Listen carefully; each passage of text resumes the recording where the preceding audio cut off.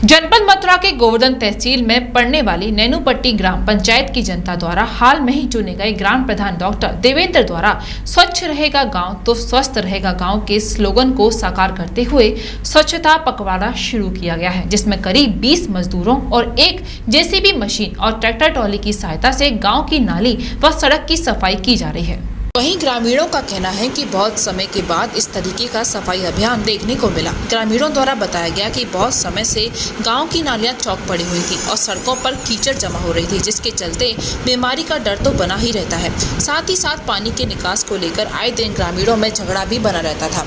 ग्रामीण ग्राम प्रधान के इस कार्य से संतुष्ट नजर आए। साथ ही साथ ग्राम प्रधान द्वारा चलाए जा रहे स्वच्छता पखवाड़ा की ग्रामीणों द्वारा सराहना भी की गई। कोरोना काल में ग्राम प्रधान का ये कदम एक रामबाण साबित नजर आएगा। यही नहीं, ग्राम प्रधान का कार्य करने का ये जुनून काबिले तारीफ साबित हो रहा है। ग्राम प्रधान द्वारा अपनी ग्राम पंचायत में पहल करते हुए जनता की सेवा के लिए 10 बेड का एक कोविड सेंटर का शुभारंभ भी किया गया है, जिसमें कोरोना संक्रमित लोगों के लिए बेड की सुविधा दी जाएगी। साथ ही साथ जरूरतमंद मरीज के लिए ऑक्सीजन की सुविधा भी की गई है। ग्राम प्रधान डॉक्टर देवेंद्र का कहना है कि गाँव के छोटे से अस्पताल में जनता को मुफ्त में ऑक्सीजन एवं दवाई और बेड की सुविधा दी जाए। ग्राम प्रधान का कहना है कि कोरोना काल में बेड और ऑक्सीजन की कमी को देखते हुए कोविड सेंटर की शुरुआत की गई है। गाँव की जनता को इलाज के लिए बाहर न जाना पड़े और ग्रामीणों का उचित उपचार हो सके, इसका पूर्ण रूप से ख्याल किया गया है।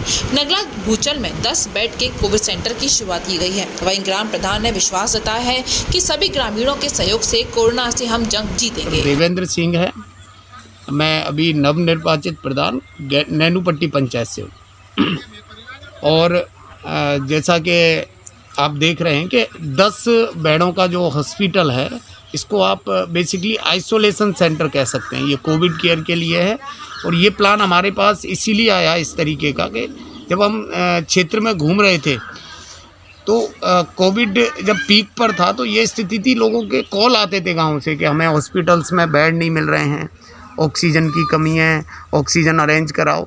तो इस तरीके की चीज़ें जब निकल के आ रही थी तो अंदर जब चिंतन और मनन करते थे तो दुख होता था कि इस तरीके की चीज़ें जब निकल के आ रही हैं तो दुख होता था कि क्षेत्र में कैसे हम इन लोगों को आत्मनिर्भर बनाएं, कैसे इन लोगों की मदद कर पाएँ, क्योंकि जन समस्या स्वास्थ्य से लिंक बहुत ज़रूरी है। कि जिस तरीके से स्वास्थ्य की स्थिति आज पेंडेमिक में चल रही है और आत्मनिर्भर अगर गांव बनने लग जाएंगे तो शहरों पर जो बर्डन है वो कम हो जाएगा, शहरों के हॉस्पिटल पर जो बर्डन है वो कम हो जाएगा।